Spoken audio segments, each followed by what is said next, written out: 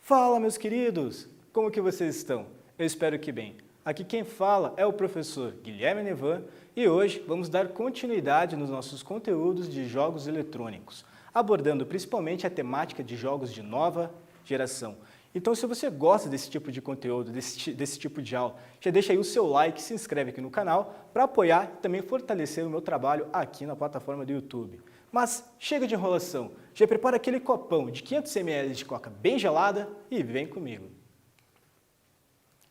Antes de mais nada, eu gostaria de responder algumas perguntas que ficaram nas aulas passadas, referentes a como funcionavam alguns jogos um pouco mais antigos. Então aqui eu trouxe um exemplo prático, através de uma GIF, de como que funciona o jogo Tennis for Two, que foi o primeiro console, o primeiro jogo eletrônico que foi desenvolvido por um físico nuclear, tudo bem?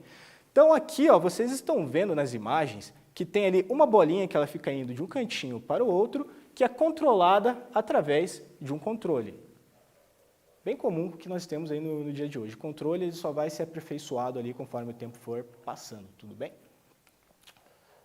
Aqui, ó, eu trouxe para vocês uma pequena linha do tempo, mostrando sobre os conteúdos que foram trabalhados até agora e como os jogos eletrônicos, os consoles também foram se desenvolvendo e evoluindo conforme o tempo. E nós falamos do Tennis for Two, falamos também sobre o console Atari, que chegou no ano de 1977 e se popularizou muito no Brasil no ano de 1983. Aí também foi apresentado um pouco do Super Nintendo. E o detalhe, principalmente aqui, que eu gostaria de chamar a atenção para o console de Super Nintendo é a evolução presente no console. Então agora nós tínhamos mais mecanismos de interatividade com o jogo, certo? E aí nós temos também, em 1994, o surgimento do PlayStation 1, juntamente com o Nintendo 64. Eu gostaria de chamar bastante atenção, novamente, para a evolução que o controle apresenta ali, mecânicas capazes de você conseguir interagir melhor, cada vez melhor, sempre evoluindo ali com o boneco 3D presente ali no jogo virtual. E outro detalhe muito importante é que a partir de 1994, os cartuchos, que eram como se fossem fitas, foram substituídos por mídias de CD. Na sequência, nós temos ali o PlayStation 2, que basicamente foi uma refinação do primeiro console, agora muito poderoso, se tornou muito popular aí na garotada. Inclusive, eu tenho certeza que esse console, para você que está em casa, você tem uma certa afeição, você já conhece um pouco melhor. E o que foi mudado em relação ao console anterior foi principalmente a capacidade de produzir gráficos 3D mais avançados. Então agora você tinha imagens mais nítidas, que de certo modo a gente poderia começar ali a assemelhar com o que nós temos hoje aí nas nossas vidas reais. E na sequência, nós paramos nos dispositivos de Xbox 360, os consoles, né, que foram apresentaram um salto ainda mais grande em termos de performance, em qualidade de imagem, efeitos sonoros. E agora, pela primeira vez, estávamos vendo em consoles tecnologias de sensores de movimento. E foi onde a gente terminou a nossa aula e vamos continuar falando delas a partir de agora. Agora, muitas tecnologias, também presentes aí na tela de cinema, estavam sendo utilizadas ali nos jogos eletrônicos. Então, agora, para captar o movimento do boneco 3D, diversos atores estavam usando roupas especiais com diversos tipos de sensores que eram traduzidas ali para a linguagem de programação. Mais tarde, esses movimentos reproduzidos por esses atores acabavam formando ali bonecos 3D que foram reproduzindo muitas vezes movimentos bem próximos com os movimentos humanos. E isso acabou resultando numa melhor qualidade ali em termos de jogabilidade e jogos principalmente de gêneros esportivos, acabamos ali conseguindo perceber um pouco melhor características presentes em atletas de alto nível. Então você pegava ali, por exemplo, o Neymar, que conseguiria fazer alguns dribles únicos. Agora isso conseguia ser muito bem retratado ali naquele num jogo que retratasse bem, falasse bem daquele tipo de esporte. A imagem que eu estou trazendo aqui para vocês é uma tecnologia que ela começou a ser implementada também ali no PlayStation 3 e no Xbox 360, onde ela era capaz de captar também as expressões faciais presentes ali em seres humanos. e também levar depois ali para o boneco 3D dentro do jogo. Aqui tem um exemplo bem famoso de 2 jogos que eu tenho certeza que a gurizada aí de casa conhece, que é o The Last of Us. Ali eles claramente, eles estão em um cenário ali, em um cenário eles estão reproduzindo uma cena que mais tarde foi incorporada e modificada através da tecnologia de modelagem 3D e foi então que criaram ali o personagem, o boneco. Então, por trás de todas as ações, de todas as expressões faciais, de todo o movimento que ele faz, tem um ator do outro lado, uma pessoa real, que está fazendo aquelas expressões e aquele tipo de movimento. Avançando aqui, a aprimoração nos movimentos dos bonecos 3D, vocês podem reparar que a roupa que o atleta ali está utilizando para captar os seus movimentos, ela é cercada por uma série de dispositivos, são vários sensores. Isso por quê? Para conseguir traduzir aquilo no jogo de uma forma muito próxima com o que nós temos aí na vida real. O atleta que aparece aí é o atleta John Fenfo, que é do Carrier Flames, e ele usa ali a roupa especial, né, que é uma técnica usada pelas produtoras para criar movimentos realistas em games, de esportes e também de ação. A sessão ocorreu no ano de 2008 no país de Canadá, na cidade de Burnaby. Então aqui, mais uma vez, mostrando como o avanço tecnológico assim, ele estava chegando num tom de realismo muito grande. E então, que com o aprimoramento cada vez mais dessas tecnologias, nós chegamos aí na nova geração de consoles, ainda cada vez mais poderosos e trazendo tudo isso, todas essas melhorias, tanto gráficas, quanto sonoras, quanto de jogabilidade, cada vez mais aperfeiçoadas, mais realistas. E aqui, para marcar o início da nova geração, né, que é como eles dizem, nova geração, foi iniciado com o lançamento do videogame Nintendo Wii U, que ocorreu em novembro de 2012. Esse console, apesar da jogada ali da Nintendo de concorrer ali com o PlayStation 3 e com o Xbox 360, foi uma estratégia um tanto equivocada. Por quê? Porque ambas as empresas, tanto a Microsoft quanto a Sony, já estavam se preparando para lançar consoles extremamente poderosos. Então, o tempo de vida útil desse console, Nintendo Wii U, ele foi bastante curto e não foi um console que vendeu muito aí na comunidade. Outro exemplo ali para vocês ali foi que em 2013, em 15 de novembro de 2013, ocorreu ali o lançamento do PlayStation 4.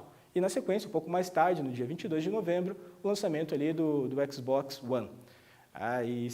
E aí, esses consoles, foi prometido, né, a venderem gráficos cada vez mais realistas, cada vez mais incríveis, e aí o termo de nova geração meio que acabou se consolidando no mercado e se tornou assim muito comum para a garotada e para toda a comunidade assim, gamer.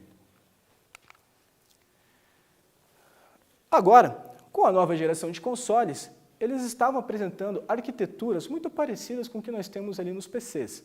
Então, a gente tinha uma certa facilidade dos programadores que queriam desenvolver títulos multiplataformas. Então, se eles queriam desenvolver lá um jogo de futebol, por exemplo, agora ficava muito mais fácil de desenvolver, porque eles conseguiam, através da mesma arquitetura, eles desenvolveram o jogo tanto para o PlayStation 4, quanto para o Xbox 360, tanto para o Xbox One e também ali para os PCs. Então, isso diminuía muito o tempo de produção de alguns jogos e melhorava ali bastante a fluidez, criava ali um jogo mais dinâmico, mais divertido, e as produtoras poderiam se focar em outros detalhes, como qualidade de sombras, qualidade de texturas, com uma forma ali um pouco mais detalhada, um pouquinho melhorada. A arquitetura utilizada pelos novos consoles era x89, e outro salto significativo que nós tivemos ali, principalmente em termos de tecnologia, foi que agora os novos consoles eles tinham bastante interatividade com dispositivos Android e iOS. Eu estou falando aí do seu iPhone e também aí do seu celular, que tem sistema operacional aí da Microsoft. Mais tarde, devido a pedido de algumas produtoras, tanto a Sony quanto a Microsoft aperfeiçoaram um pouco tanto o PlayStation 4 quanto o Xbox 360. Mas aqui não podemos considerar como se fosse uma nova geração com um futuro console, um PlayStation 5 ou algo desse tipo. Não. Por quê? Porque as melhorias elas foram muito sutis. Então, nós tivemos ali um ganho evidente de melhoria de performance. Então, agora o jogo estava rodando com mais fluidez ali dentro dos consoles. E também tivemos bastante melhorias ali gráfica, porque começou a ficar muito na moda o termo 4K. E para conseguir adequar aos novos padrões de tecnologia, as desenvolvedoras de console, a Sony e a Microsoft, aqui de termo mais específico, elas precisariam estar criando um console mais poderoso para conseguir se adequar às novas tecnologias do mercado. Melhorias. Então, nós tivemos aí diversas melhorias nos serviços para jogos multiplayers. Então, agora os jogos multiplayers era muito mais fácil, também com o avanço da internet, principalmente. Você não precisava mais se deslocar à casa de um colega seu para jogar um jogo junto com ele. Agora, cada um podia fazer isso dentro ali de sua própria residência. E esses serviços eles foram cada vez sendo aperfeiçoados, ficando cada vez melhores, por assim dizer. E agora era possível você jogar partidas ali 32 contra 32 pessoas. Então, você tinha ali servidores com 64 players em alguns jogos, o que era algo inimaginável até pouco tempo atrás. E tudo aquilo ali fluindo de uma maneira ali bem razoável, bem legal, de forma que não atrapalhasse ali a experiência do usuário. Presença de gráficos mais realistas. A gente falou sobre algumas tecnologias que ajudaram ali a melhorar a qualidade dos gráficos, né? Sensores de movimento, captura de expressões faciais, efeitos de sombreamento. Mais para frente eu trouxe algumas GIFs aqui que vocês vão poder ter uma noção um pouco mais evidenciada ali para facilitar a compreensão de vocês. A gente tem também aqui uma melhoria significativa na física dos jogos. Então agora, quando você ia lá jogar um jogo de futebol e fizesse lá uma cobrança de falta, a bola fazia um movimento muito parecido com o que aconteceria assim, no jogo real assim, de futebol. Então, essas melhorias elas foram cada vez sendo aprimoradas e começou a se tornar assim, algo fantástico. Assim. Alguns jogos vocês vão ver aqui que até é difícil, você tem que parar e prestar muita atenção para você conseguir entender que aquilo ali é um jogo e não é o esporte ocorrendo ali propriamente dito. Né? E é claro que toda essa série aí de melhorias melhorou muito a experiência aí dos jogadores. Aqui, ó, eu trouxe uma imagem para vocês de como que era o Nintendo Wii U, que foi o primeiro que marcou o início ali da nova geração de consoles. Ele não foi o que mais vendeu, mas em termos ali no controle dele, ele foi o que apresentou ali mais inovações, vamos dizer assim, porque no centro da tela do controle dele, como vocês podem ver, tinha uma tela, um dispositivo ali de LED, o qual criava algumas funções a mais de interatividade ali com o cenário. Também ali na direita a gente tem ali o console da Nintendo portátil, que é o Nintendo Switch, e nesse ramo assim, de portáteis, a Nintendo ela continua liderando, ela produz ótimos títulos, e esse aparelhinho aqui, não se engane, apesar dele ser muito compacto, ele é bastante poderoso. E títulos de grande sucesso, franquias como Skyrim, alguns jogos ali derivados de Minecraft, poderiam ser jogados ali em qualquer lugar, a qualquer hora, em qualquer lugar. Exemplo prático também. Importante mencionar que antigamente nos consoles mais antigos, para conseguir jogar aí com algum colega, você precisava ter um controle e ir até a casa desse colega, desse seu amigo. A Nintendo, apesar do avanço da internet, ela quis preservar esse sentimento nostálgico assim, de jogadores terem que se encontrar pessoalmente para jogar ali alguns jogos. Então, ela acabou lançando diversos títulos que, para você jogar com outras pessoas, vocês precisariam estar juntos ali no mesmo espaço e com vários controles ali plugados. E no centro da tela ali do Nintendo Switch tinha uma telinha para que você pudesse ali ter as informações visuais e sem a necessidade de precisar de uma TV para estar conectando, para gerar imagem, coisas desse tipo, que é a principal diferença assim, desse tipo de console. Aqui é uma imagem para vocês dos dispositivos, né, dos consoles de nova geração. a gente tem aqui o primeiro PlayStation 4 lançado e o primeiro Xbox One.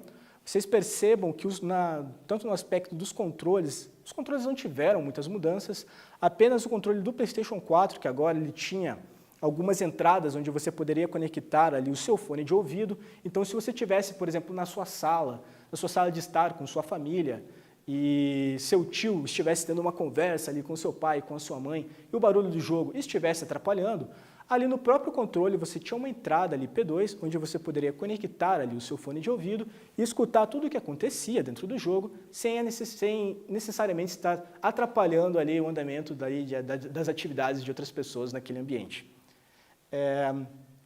Importante dizer também que a Sony, ela usou um pouco da ideia da Nintendo e ela criou ali um dispositivo touch ali no meio do controle do PlayStation 4, que também ali tinha uma certa interatividade ali com o cenário, com algumas mecânicas de alguns jogos. Embora ela fosse mais simplificada, por assim dizer, não era algo tão caro, uma tecnologia tão cara como nos controles da Nintendo.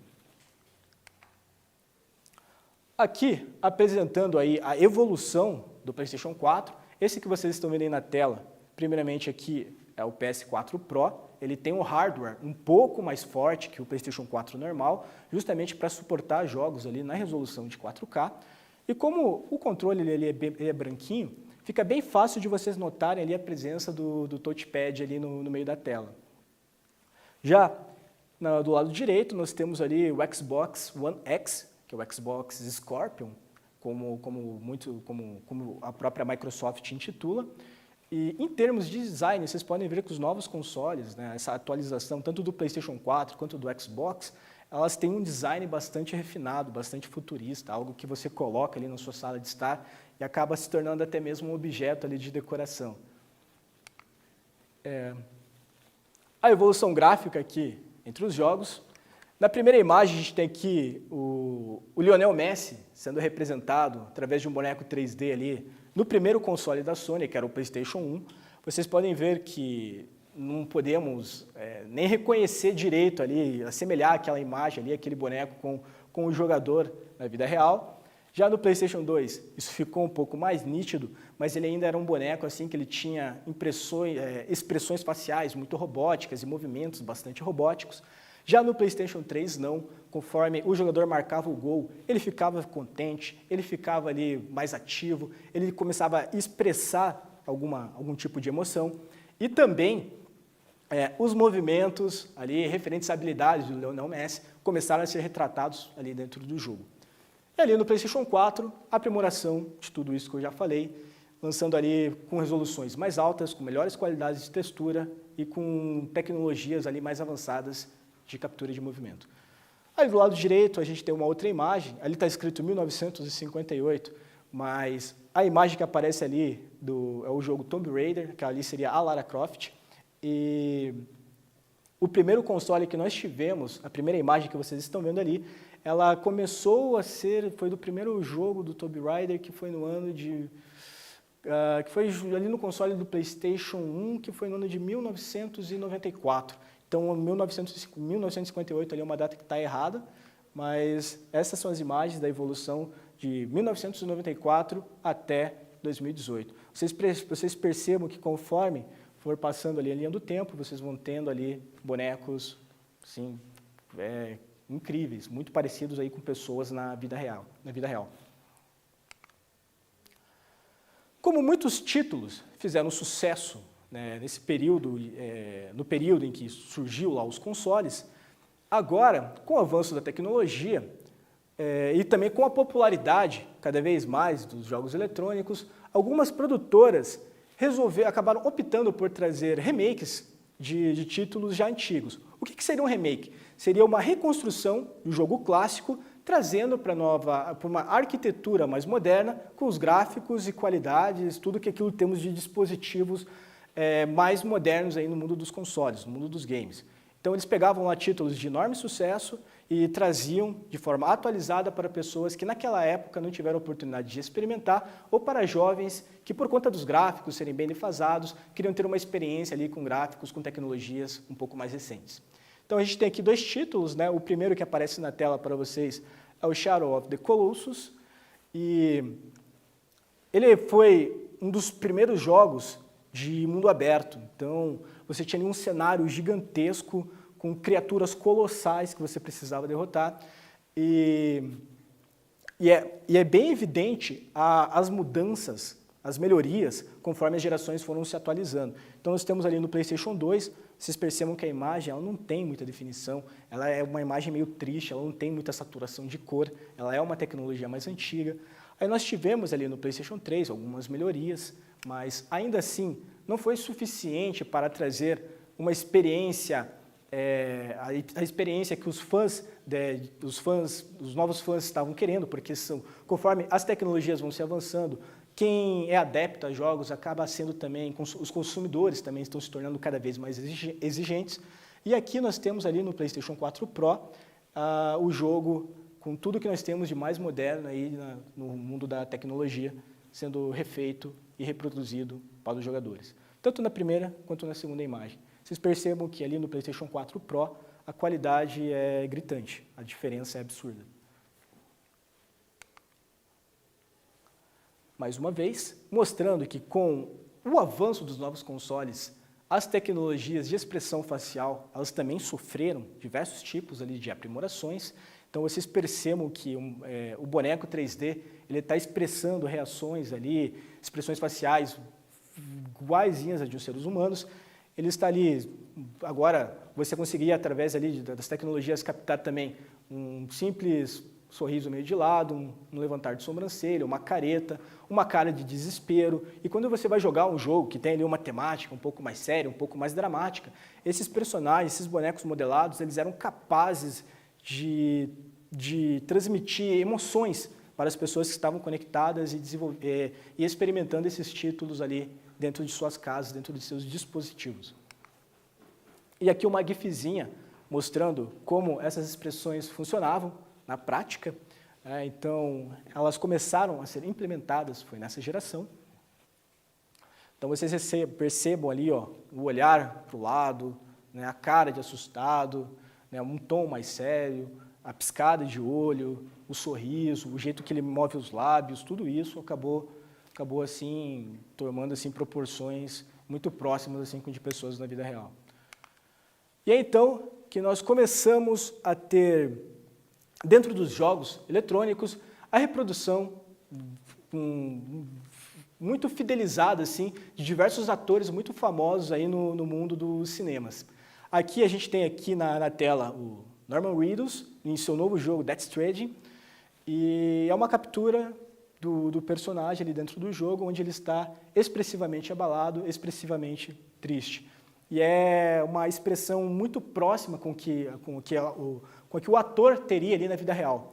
Então, quando você vê lá ele gravando algum seriado ou algo desse tipo, para algumas pessoas elas não conseguem nem perceber que isso aqui é um jogo e não é, de fato, ali o próprio ator em uma de suas encenações. Professor, o senhor falou tudo isso, mas como que nós podemos usar esses dispositivos dentro da escola? É muito legal ter tudo isso dentro de casa, mas como nós podemos usar ele ali dentro da nossa aula de educação física? Então, aqui eu trouxe aqui três alternativas que você pode estar, junto com o seu professor, usufruindo aí em sua aula prática, né, ou sua aula teórica. E a primeira delas que eu vou trazer aqui para vocês é que, com o desenvolvimento dos jogos e tudo isso, agora é possível compreender melhor as regras e o objetivo de diversos tipos ali de esporte. Então, você consegue, muitas vezes, através de jogos eletrônicos, fazer com que o aluno entenda melhor as regras antes de você levar ele para uma prática. Então, normalmente, quando você vai lá e orienta, que ele apresenta ali numa aula teórica, ali um FIFA, que é um jogo de futebol, um NBA, que é um jogo de basquete, coisa desse tipo, fica muito mais fácil de você fazer com que o aluno compreenda o porquê de você estar ensinando ali determinada prática, determinada atividade. Então, e também com o uso de tecnologia de sensores de movimento, que ajudavam a captar melhor ali movimentos de pessoas, nós podemos também buscar melhorar a coordenação motora e fazer ali uma atividade, uma introdução ali pré-desportiva ao conteúdo prático. E o que eu quero dizer com isso? Vamos supor que na escola você vai ter aí uma aula de dança, vai trabalhar o conteúdo de dança. Só que você é um cara meio tímido, você é um aluno ali um pouco tímido e tal, e tem um pouco de vergonha. Colocando ali um jogo eletrônico, eu citei o exemplo na aula passada do Just Dance, é capaz ali de você ter na sua frente um boneco que vai te ensinar todos os movimentos através de uma coreografia de dança. O que é muito legal para você aí que você acha que tem um pouco de dificuldade de se expressar e coisas desse tipo. Então é outra alternativa que nós podemos aí estar implementando aí nas nossas aulas de educação física. E também para dar mais sentido para determinada prática corporal, ampliando a imersão do aluno através de jogos. Então, o que eu quero dizer com isso? Normalmente, quando você quer ensinar as regras de um determinado esporte, eu usei nas primeiras aulas lá o exemplo do Neymar, que o Neymar, se não tivesse juízo, os jogadores fariam a falta nele com bastante frequência. E aqui, no jogo eletrônico, é possível criar um ambiente onde eu posso simular o que de fato aconteceria caso o jogador infrinja uma regra em um determinado jogo. Então, se você vai lá e pega e faz a falta, uma falta grave ali no jogo de futebol no jogador, você vai sofrer ali as devidas punições. Então você recebe ali um cartão amarelo, dependendo da falta, da gravidade da sua falta, e se ela for recorrente ou for uma falta muito agressiva, ela acaba ali, o jogador acaba sofrendo a expulsão, recebendo o cartão vermelho. Aqui na prática, como vocês podem ver, aqui o jogo é um jogo de futebol americano e fica bem evidente em como o campo ele é retratado. Então, para o aluno, ele consegue ter uma noção bem nítida assim, de como que é o esporte acontecendo ali em tempo real. E diferente de um jogo onde ele acompanha uma câmera de cima e vê os jogadores de longe, com os jogos eletrônicos nós temos ali todo um ambiente 3D. Então, toda vez que você faz uma falta, cria um lance, você consegue estar criando ali, através das tecnologias presentes nesses jogos, você consegue estar visualizando o fato ocorrido de diferentes ângulos e de diferentes formas. Então você consegue dar zoom na imagem, você consegue pegar a trajetória da bola até o gol, você consegue fazer tudo isso. E isso não é possível através ali das tecnologias que nós temos aí de transmissão de jogos ao vivo, né? Então aqui também fica muito nítido o objetivo do jogo. Claramente, um jogador com a bola tentando avançar para marcar o touchdown, que é colocar a bola atrás do campo, lá da linha de fundo do time adversário, e os jogadores do time adversário tentando impedir com que esse jogador avance. E é claro também ali que aconteceria nas nossas aulas também de educação física, que às vezes acontece algum acidente, nós podemos acabar ali no decorrer de uma prática, nos chocando com um atleta do nosso próprio time. E no jogo também não é diferente, o jogador ali acaba colidindo com o jogador do seu próprio time e na sequência se torna um alvo fácil ali para os demais jogadores. Aqui, outro exemplo que é bem legal de mostrar para vocês é como pode funcionar essas tecnologias para que você em casa entenda como funcionam as escalações de alguns times e também algumas táticas, tanto ofensivas quanto defensivas de algumas determinadas equipes. Quando você vê lá o jogo acontecendo, né, uma partida de futebol ocorrendo, às vezes não fica tão evidente para nós assim como que os jogadores estão se posicionando taticamente. Já com os jogos eletrônicos, aqui nós temos uma jogada ensaiada, né, que é uma tabelinha. Uma tabelinha que você, de fato, você vai treinar dentro do jogo, uma tabela que é muito utilizada no esporte da vida real. Então, os jogadores fazem uma tabela para transpor a linha de defesa do time adversário, e, consequentemente, conseguir converter ali em ponto, em gol. Ali do lado também, esses jogos, com a evolução dos jogos, nós podemos ter a escalação agora de times, então, os jogadores ali, de acordo com as características ali de um determinado time, vamos supor que você pegue lá o Real Madrid ou o Barcelona, que tem jogadores muito rápidos e muito habilidosos. Você consegue bolar estratégias ofensivas de acordo com os jogadores dessas equipes. Então, se você tem lá um jogador muito rápido, muito hábil, é interessante que você coloque ele no ataque, não coloque ele na zaga, e tudo isso é retratado com bastante fidelidade ali dentro dos jogos. Exemplo novamente aí de regras, então agora você também, se você comete uma falta grave ali dentro do jogo, você pode ter uma simulação de quais seriam as consequências naquela falta se você cometer na vida real. Então ali um jogador que fez uma falta grave está sofrendo a expulsão. Outra forma aí que o jogo retrata muito bem, lembra que eu falei para vocês também nas aulas anteriores sobre que um jogador que era um cobrador de falta de uma determinada equipe, ele reproduzia muitas vezes nos treinos um movimento antes de uma cobrança. No jogo, basicamente, a gente continua mantendo essa ideia. E para você se tornar ali um bom cobrador de falta dentro do jogo, você tem ali um ambiente também todo simulado, onde você pode treinar da mesma forma que os atletas treinam aí na vida real. E, consequentemente, está melhorando ali dentro do jogo a cobrança de falta. E se você quiser levar isso por uma prática, ir num campo de futebol com o seu amigo, e quiser treinar dessa mesma forma que aparece ali dentro dos jogos, você consegue ter uma visão mais detalhada de qual é o tipo de treino que você precisa aí executar para melhorar aí o seu chute e a sua finalização. Voltando aqui. Eu mostrei principalmente aí jogos de futebol para vocês, porque eu sei que é o que nós brasileiros temos mais contatos aí, é o título de jogo que mais vende. Eu sei que a garotada aí de casa é o título aí que eles mais conhecem, a forma de esporte que eles mais jogam ali nos consoles deles, mas isso não é exclusivo dos jogos de futebol. Então tudo isso que eu falei também se aplica a jogos com temas de basquete, com temas ali de esportes que não são tão conhecidos aqui no Brasil, como é o caso do beisebol, e também jogos de tênis. Então eles são alternativas muito interessantes de estar criando um ambiente didático e lúdico para o aluno, onde ele possa aprender determinadas regras sobre determinados esportes, né, dos mais diferentes tipos de esporte, sem a necessidade ali de ter que ter ali uma bíblia, uma enciclopédia, toda hora lendo ali os conteúdos na apostila, com aquele roteirinho ali todo escrito. Então fica bem legal fazer essas recomendações e também auxiliar os alunos dentro das aulas práticas, né, para que eles saibam como encontrar esses jogos da maneira ali que for mais adequada. De acordo, é claro, também com cada faixa etária. Eu trabalhei aqui com essa aula sempre com jogos com classificação de faixa etária livre, porque conforme os títulos de jogos foram sendo desenvolvidos, foram se tornando mais populares, também foram surgindo jogos ali que nem sempre tinham temáticas ali muito educativas, então fica bem... eu trouxe ali algumas alternativas de jogos que podem ser usados aí dentro da escola, que não tem ali nenhum cenário de violência ou coisa desse tipo.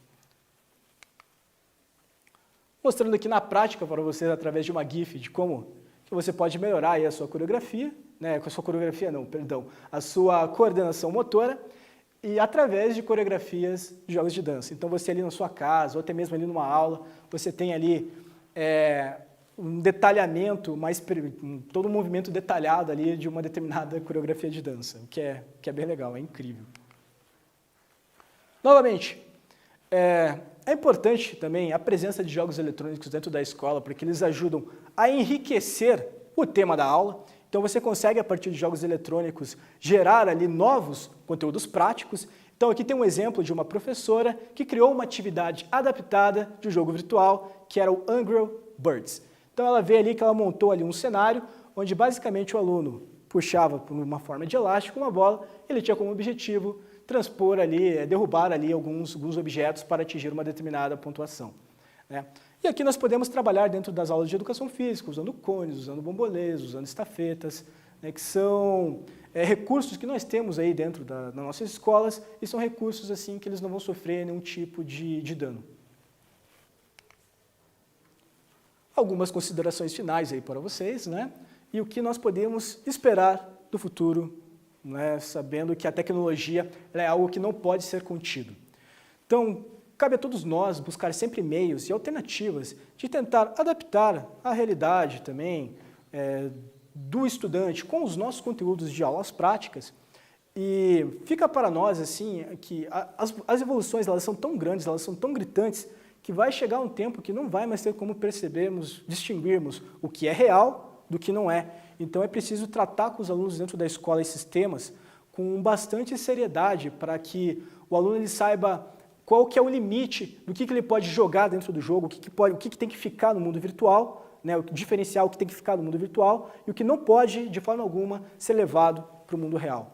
Então, nós temos aí muitas especulações, as próprias produtoras, as desenvolvedoras, a Sony e Microsoft já anunciaram aí os seus próximos consoles de nova geração, né, que vão ser a da nova geração. Aí vai depender do mercado, como que eles vão resolver apelidar esses consoles que são um projeto e vão ser lançados aí nos próximos anos.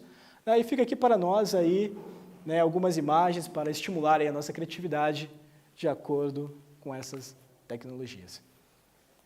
Com base no que já estudamos sobre a evolução dos jogos eletrônicos, é correto afirmar que é possível reproduzir movimentos humanos dentro do jogo. Falamos sobre isso aqui nas nossas aulas. Devido à evolução dos consoles, cada vez mais os jogos eletrônicos representam com maior fidelidade as regras mecânicas e adversidades presentes dentro do esporte. Também dei a resposta aqui para vocês. Letra C. Ambas as alternativas estão corretas. Agora que nós já lemos e apresentamos aí a primeira questão do quiz, vocês vão ter aí um tempo para anotar a pergunta e também aí as alternativas para responder aí em casa no caderno de vocês.